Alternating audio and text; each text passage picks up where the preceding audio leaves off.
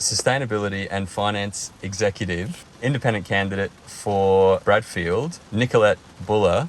How you doing, Nicolette? Good, thanks, Daniel. There's so many different intersecting things that will come with electrification of transport. Fuel security, right? Yes. Australia has over 20 million petrol and diesel cars on the road.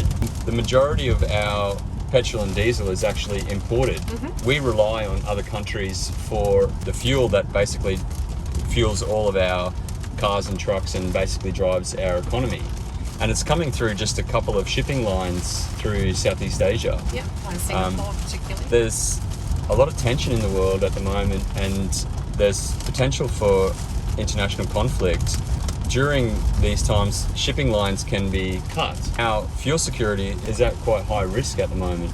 I'd agree with that, definitely. Petrol at the Bowser last weekend's $1.98. Don't really want to have all your cars and people getting to and from work in cars and the whole economy based on cars that rely on oil that's imported from overseas. When Angus Taylor or the government is talking about fuel security, they're talking about, we need to have oil reserves, fuel reserves here. They're not actually looking at the demand side, the cars and the trucks that use the oil. If we electrify our transport, use electric vehicles for commuting or for trucks and freight, we can actually drive those electric vehicles off renewable energy that's generated right here in Australia. So it's exciting, isn't it? It's super exciting. It means that we become energy independent. And there's no downside to it, because not only is your energy more secure because it's locally made and we're not relying on imports or shipping lines being disrupted, we're also having cleaner energy. So greenhouse gas emissions radically reduced. And guess what? It's cheaper. Yeah. It is a classic example, and nicely put, of just how the lack of a plan for the 21st century economy and to stay internationally competitive is absent. It's such a no-brainer to me that we could right now make our national security stronger by just getting off oil. You mentioned just before that going clean energy actually saves you a lot of money, and there's huge financial, economic opportunities there. And then the question comes like, well, why haven't we done it for the last 20 years? Why hasn't the government been trying to push us to do this? And, I've followed climate politics for the last 20 years, and I've often asked myself the same question. Why is the government resisting renewable energy and electric vehicles? The conclusion that I've come to is because renewable energy is a threat to the coal and gas industry, and electric vehicles are a threat to the oil industry, and the coal, oil and gas industry has a big influence over our government. It's nicely said. I'd summarise that as self-interest. Yeah. But that's right. There's capture happening right there, and both parties can't get the job done. So, yes. And I think that's probably why you're seeing the rise of these community independents, because it's not that we've got to throw out the party system, but it needs to be fixed. And in my view, it's small parties or independents are the ones that can get the job done. And that's why, in 2022, we just need to get as many of these independents voted into Parliament to break that deadlock and get the sort of policies, not just on climate, but things like a federal integrity commission. I mean, again, it's not getting done. Self-interest. We're seeing, even in the current Parliament, it's the independents that are driving debate on climate and integrity as well. We saw Helen Haynes introduce the ICAC bill. She's also done a lot of work around climate and renewable energy. And Warringah's member Zali Steggall. And Zali Steggall, of course. For climate adaptation and mitigation bills. It's going to be a busy first 100 days. Yes and no, because there's some shovel-ready legislation that's been drafted by these independents. It just now needs the will of the Parliament to get them through. And that's going to just start, again, unblocking that roadblock. Money's going to flow, light's going to be shone on things like never before. Yeah. Your area's really been in how finance can be leveraged to help drive this transition. Yeah. Do you want to tell us a bit more about how that can be done? Yeah, so generally, as I mentioned, there's a lot of money in the system. It's about finding good places to put it. And when I've been working in finance, hasn't been about sort of the day trading and the gambling part of it. It's been about how to put finance to work for the planet and for people, but obviously for profit as well.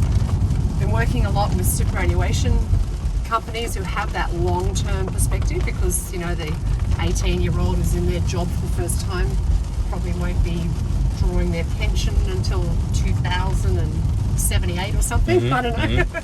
So super funds have to take that long-term view about investment. So really, put simply, it's about getting money away from unhelpful things, and I'll call out fossil fuels for energy use there. We don't want to have stranded assets in portfolios. That's bad business. So that means getting out of pure play coal companies, natural gas exploration, anything that's still thinking about pulling fossil fuels out of the ground really doesn't have a place in the 21st century. The other part of it is finding useful places for capital to flow. And climate's a big one, but it's not the only game. We're trying to reduce inequality. We're trying to have affordable housing. We want to use finance for restoring landscapes. There's so many opportunities for money to do the heavy lifting in a lot of places. So that's what I've kind of been working on for the last 8 or 10 years. Yeah, fantastic. And you mentioned super. I've seen that there's a few of these super funds, like Future Super, who they're committed to investing in renewables, that they don't invest anything in fossil fuels. Are we seeing a massive shift towards funds that are more ethical in that respect? Or? Yes, absolutely. And there are many more companies and products popping up, like Future Super and Australian Ethical. Mike Cannon-Brookes has offered to buy AGL. That offer was rejected by the board. And I'd love to get your thoughts on this, because the way I see it, AGL has these stranded assets. The move to renewable energy is happening. It's a great opportunity for AGL to load these assets at a price that's above the current share price, but they chose not to do that. Why? Am I getting to be a politician when I say that's a question for the board? Maybe, yeah. There's some real opportunity, a financial opportunity that they were gaming there by buying those coal assets. It wasn't about energy security necessarily. It was tempting to suggest it was about holding onto that asset so that one day the government might buy it off them and retire it. Right. Because they picked it up for a really, really low price. So you think that the strategy could have been that they know that the public wants to see these coal-fired stations retire. The government's going to have to buy us out anyway, so let's grab it. Yeah, a little bit. The reason that has had to happen is really because Australia just doesn't have a climate change plan. Doesn't even have an energy plan, Daniel. We know that to stay internationally competitive, those portfolios have to decarbonise much faster than what the Australian government's talking about in 2050. Yeah. Say AGL doesn't take this offer and we had a lot more renewable energy coming onto the system. These coal-fired power stations just can't compete anymore. What happens then?